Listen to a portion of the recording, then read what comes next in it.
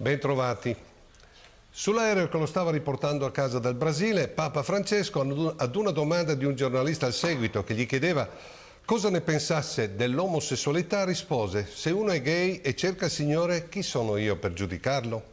Non si devono discriminare o emarginare queste persone, lo dice anche il Catechismo. Il problema per la Chiesa non è la tendenza, sono fratelli. Quando uno si trova perso va aiutato e si deve distinguere se è una persona per bene.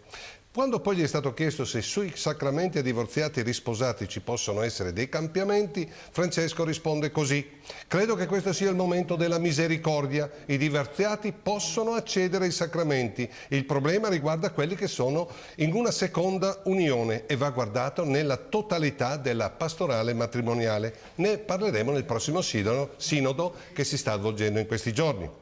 Parole che danno il senso della rivoluzione che l'avvento al Soglio di San Pietro di Papa Bergoglio ha portato con sé, come l'umiltà, la comprensione, il perdono, la misericordia e la carità cristiana. Francesco sta riportando la Chiesa ai veri valori del cristianesimo. I fatti portano a questa considerazione. Senza andare nei secoli bui delle crociate dei Goffredo di Buglione, delle Inquisizioni dei Giordano Bruno, pensiamo ai tanti casi di pedofilia avvenuti nella Chiesa, d'opere di semplici preti, fino alle più alte gerarchie ecclesiastiche e tenuti nascosti, in cui appare evidente che in quella Chiesa lo spirito cristiano era andato smarrito. La carità cristiana era andata persa. E per farsi un giudizio sulla pietà cristiana di qualche decennio fa, basta dare un'occhiata alla guida catechistica per la prima classe, pubblicata a Roma dalle edizioni Paoline nel 1957. Ecco come i bambini di 6, 7, 8 anni di quel tempo ricevevano il primo insegnamento sull'inferno. Vi leggo cosa c'era scritto a pagina 99 della guida per gli insegnanti.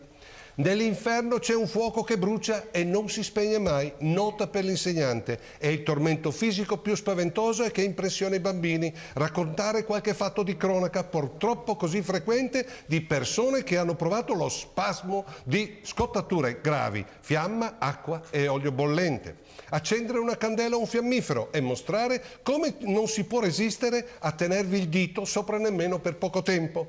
Far riflettere che i dannati dell'inferno sono immersi nel fuoco ed il fuoco che li tormenta non si spegnerà mai, mai. Ricordiamoci, stanno parlando con bambini di 6-7 anni, insegnando il catechismo. Continuo. Nell'inferno ci sono i diavoli che tormentano i dannati con uncini e tridenti. I serpenti si attorcigliano attorno al corpo e li morsicano. Nota per l'insegnante. Far vedere qualche illustrazione. Insistere sulle pene fisiche dei dannati. I dannati dell'inferno poi provano una pena, un dolore che è più grave di qualsiasi altro dolore. Pensano cioè che c'è un Dio tanto buono, un paradiso tanto bello e non lo godranno mai. Essi sentiranno bisogno di Dio, della sua bontà, del suo amore, della sua bellezza. In paradiso Dio si vede in faccia a faccia, così com'è, ma nell'inferno Dio non si vede. Ci sono invece tutti i mali, la fame, la sete, le malattie, il fuoco. Bambini, chiudete gli occhi, immaginate di vedere il fuoco, nota per l'insegnante con drammaticità, che vi sale su nel corpo, vi entra nella bocca, negli occhi, negli orecchi. Immaginate i serpenti che vi legano le mani, il collo, vi morsicano, i diavoli che gridano, urlano, bestemmiano, che paura. Dite con me, nota per l'insegnante in piedi con le mani giunte. Gesù, tu sei tanto buono, tu sei morto per non lasciarmi andare all'inferno, voglio venire in paradiso con te, voglio essere sempre buono per poter venire con te in cielo.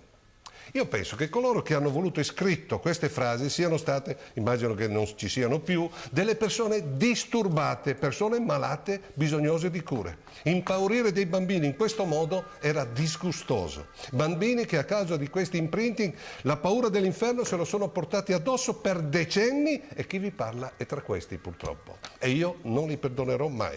Ma questa era la Chiesa cattolica di quei tempi. Penso che nessun vero cristiano possa rimpiangere la Chiesa di quegli anni. Coloro che hanno nostalgia della Chiesa tradizionalista di quel tempo, delle messe in latino, dell'armamentario scenografico, delle vecchie liturgie, devono sapere cosa si nascondeva dietro quelle rappresentazioni. Chiudo con un auspicio ed una speranza, che Papa Francesco riesca a portare la luce nel centro della cristianità in cui alcune altre gerarchie ecclesiastiche vaticane per avidità di potere avevano, per stare in tema, venduto l'anima al diavolo. Ci vediamo giovedì prossimo.